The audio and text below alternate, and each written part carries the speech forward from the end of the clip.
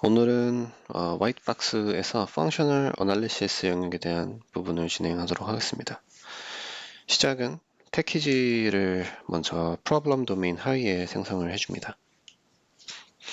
그래서 2번 화이트박스 패키지를 생성을 해주고요. 그 다음 방금 만든 패키지 하위에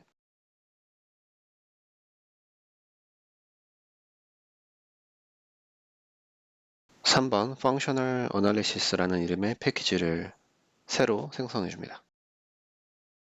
그리고 나서 지난 설명 영상 중에 이제 유즈 케이스 부분을 진행을 했었는데요. 거기서 provide comfortable temperature라는 액티비티 다이어그램으로 들어갑니다. 거기서 이제 reached desired temperature라는 저 기능을 세분화하는 작업을 진행을 할 건데요. 먼저 해당 액티비티가 어디 있는지 오른쪽 클릭을 해서 컨테인먼트에서 위치를 찾아줍니다. 그리고 해당 액티비티를 방금 생성한 Functional Analysis 패키지 하위에 넣어줍니다. 기존에 블랙박스에 있던 거를 화이트박스로 가져와서 기능적인 분석을 진행을 하는 거고요. 그리고 Reached Desired Temperature 오른 마우스를 갖다 대면은 스마트 매니플레이터 메뉴가 뜨는데 거기서 액티비티 다이어그램 버튼을 눌러서 진행을 해줍니다. 그럼 이렇게 이제 새로운 액티비티 다이어그램이 생성되면서 지금 보시는 것처럼 뭔가 다이어그램 경계선에 생성이 됐죠. 다시 뒤로 돌아가서 보게 되면은 저 reached desired temperature를 타입으로 갖는 액션의 저 삼지창 모양의 아이콘이 생성된 걸 확인할 수가 있습니다. 저게 위에서 뭔가 분기되는 것처럼 그림이 그려져 있는데 이제 하위에 새로운 다이어그램이 생성되어 있다라는 의미로 해석하시면 됩니다. 그래서 해당 다이어그램을 돌아가게 되면은 여기 다이어그램 경계선에 파라메터라는 항목들이 생성이 되어 있습니다. 이게 앞서 상위 이제 기능 다이어그램에서 액션이 핀들을 통해서 정보들을 받는데 그게 그 하위로 내려갔을 때 그 내부에서는 파라메터라는 것으로 값을 받아서 들어오게 됩니다. 이때 지금 저희가 이 단계에서는 저 파라미터들의 이름을까지는 정해줄 필요가 없기 때문에 한번 클릭하고 1초 뒤에 다시 한번 클릭하면 저렇게 이름을 선택해서 딜리트 버튼을 눌러서 지워줄 수가 있습니다. 그래서 삭제를 진행을 해주고요. 그리고 나서 이제 액티비티 다이어그램을 작성을 할 텐데 여기 왼쪽에 툴즈 메뉴 하위에 저 버튼을 활성화 시켜줍니다. 그리고 이니셜 노드부터 시작을 해줍니다. 이니셜 노드를 생성하고 오른쪽에 컨트롤 플로우 버튼을 통해서 아래에 눌러 주게 되면은 콜 비헤비어 액션이 생성이 됩니다. 이때 그걸 클릭하고 저 콤마 뒤에 이름을 적어주면 됩니다.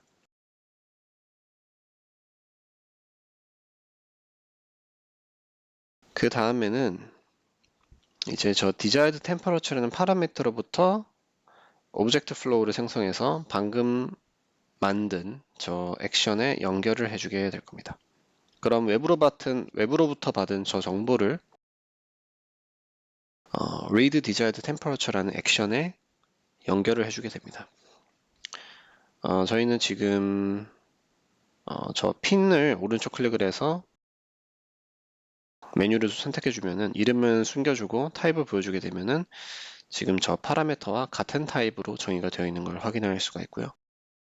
다음 액션도 동일한 방법으로 생성을 해주게 되면 되는데 방금처럼 그냥 이제 왼쪽 클릭을 하게 되면은 다른 게 나오기 때문에 저기서 오른쪽 클릭을 해서 콜 비헤비어 액션을 선택을 해주게 됩니다.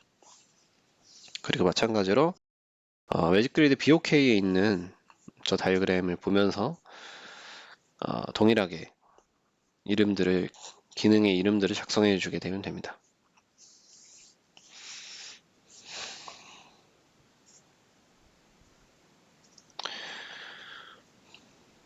그리고 같은 방식으로 오브젝트 플로우를 통해서 콜 behavior 액션들을 계속해서 생성해 주면 됩니다. 그리고 이번에는 컨트롤 플로우라는 걸 통해서 다음 액션을 정해 주게 됩니다. 컨트롤 플로우는 이제 각 액션당 들어오는 거 하나, 나가는 거 하나씩 해야 되는 이제 규칙이 있는데요. 대신에 저 컨트롤 플로우와 오브젝트 플로우는 동시에 공존할 수가 있습니다.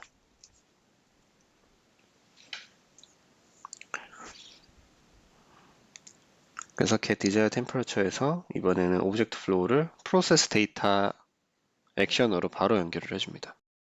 컨트롤 플로우는 액션들의 순서, 즉 기능들의 순서를 정의해 주는 게 되고요. 오브젝트 플로우는 해당 기능이 끝났을 때 그 산출물이 다음 기능의 인풋으로 들어가는 그 값의 흐름, 오브젝트의 흐름을 나타내는 걸 오브젝트 플로우라고 합니다. 그리고 지금 이제 저 다이아몬드 분기점을 기준으로 이니셜 쿨링으로 가는 저 컨트롤 플로우를 클릭한 후에 대괄호를 열어서 분기 조건을 작성해 줍니다. 지금은 desired temperature가 ambient temperature보다 작은 경우에는 쿨링을 한다. 고 작성을 해줬고요. 다음에는 이제 initialize heating이라고 이라는 기능을 작성을 해줍니다. 이때 조건은 desired temperature, 즉 내가 요구하는 그 온도가 현재 온도보다 높을 때, 즉 이제 따뜻해지고 싶은 거니까 히팅을 진행하게 되죠. 그리고 계속해서 작성을 해줍니다. 이번에는 캐빈에 있는 공기를 빨아들이는 단계가 되겠죠. 그때 저 에어라는 항목이 저 기능의 인풋으로 작동을 할 겁니다. 이때 오른쪽에도 동일한 이름의 콜비헤비 액션을 작성을 해줄 건데요. 동일하게 이름을 작성을 하게 되면은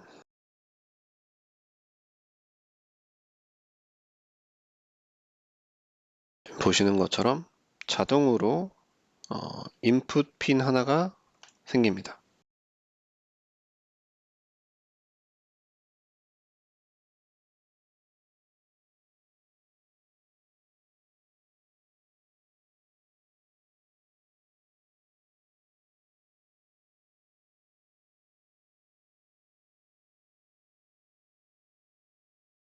왜냐면은 왼쪽에 있는 것을 재사용하는 개념이기 때문에 저 핀도 공통으로 사용을 해주게 됩니다. 대신 저 에어의 파라미터와는 연결을 시켜 주시고요.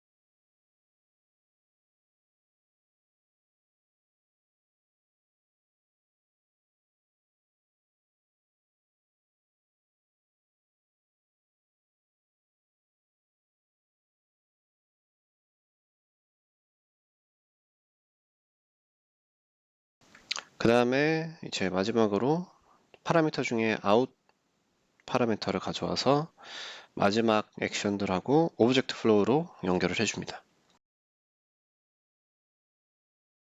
이렇게 이제 기본적인 액티비티 다이어그램 작성은 완료가 됐는데요. 여기서 저 액티비티들의 핀들이 여러 가지가 있는데 저 핀들을 조금 설정을 해주는 단계를 진행하겠습니다. 먼저 핀 하나를 선택하고 인풋 핀 하나를 선택하고 방금 에딧 메뉴에서 같은 스트롭 타입들을 전부 선택하는 버튼이 있습니다. 그러면 이런 식으로 인풋 핀들이 모두 선택이 되고요. 그 다음에 저는 이름을 숨기고 타입을 표시하는 형태로 설정을 하겠습니다.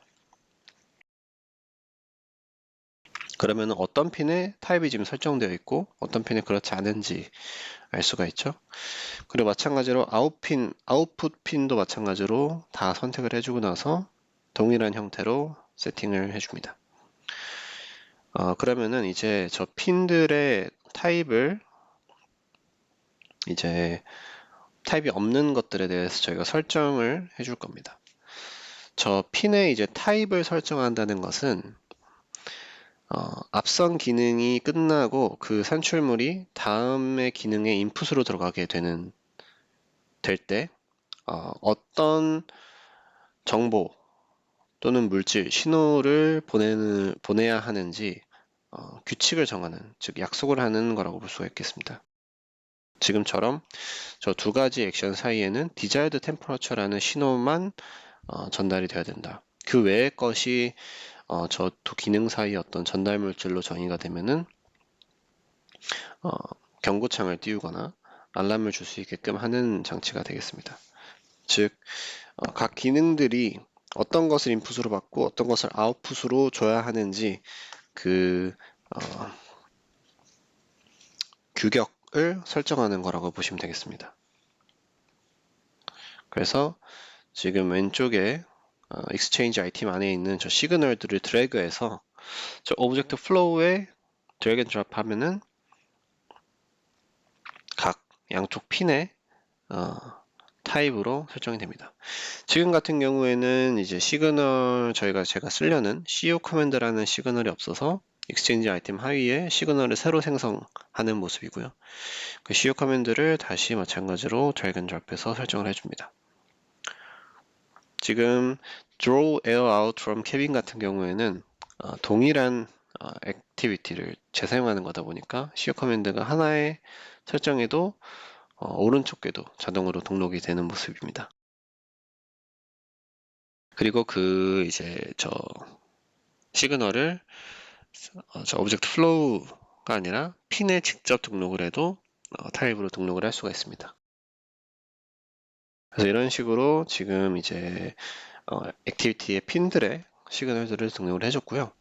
그 다음에는 우리가 논리적으로 작성한 이 기능이 우리가 의도한 대로 잘 흘러가는지를 보기 위해서 시뮬레이션 기능을 한번 사용을 해보겠습니다.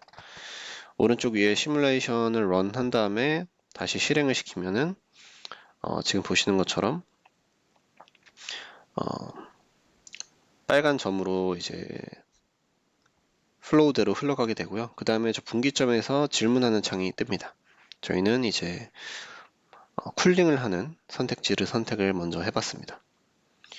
다음으로 이제 시뮬레이션을 다시 한번 돌려볼게요. 그리고 속도는 좀 낮춰서 다시 돌려보면은 이니셜 로드로부터 시작해서 외부 파라미터로 정보를 받아서 내부 이 액티비티가 저희가 정의한 흐름대로 흘러가고 있습니다.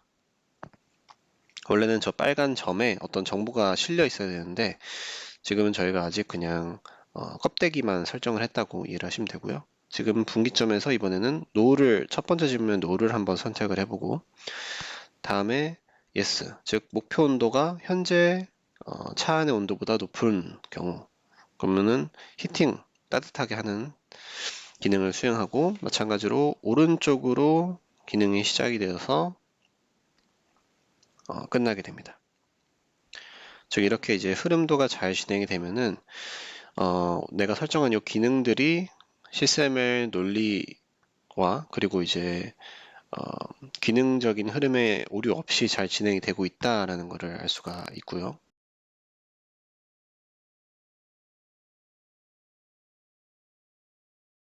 이번에는 저희가 작성한 이 기능들, 먼저 상위 기능을 이름을 검색해 보겠습니다. Provide comfortable temperature.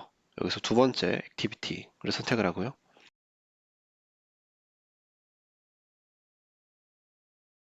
여기서 오른쪽 클릭을 해서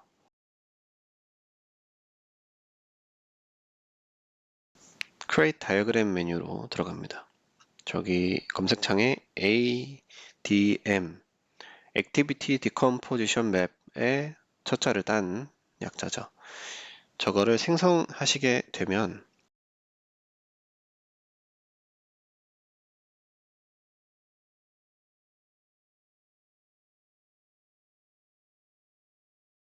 지금 Provide Comfortable Temperature라는 최상위 기능에서부터 그 세부 1단계 하위 기능들이 뭐가 필요한지가 나타나고 그 중에서 Reached Desired Temperature를 수행하기 위해서는 또 세부 기능이 어떻게 구성되는지 나타납니다.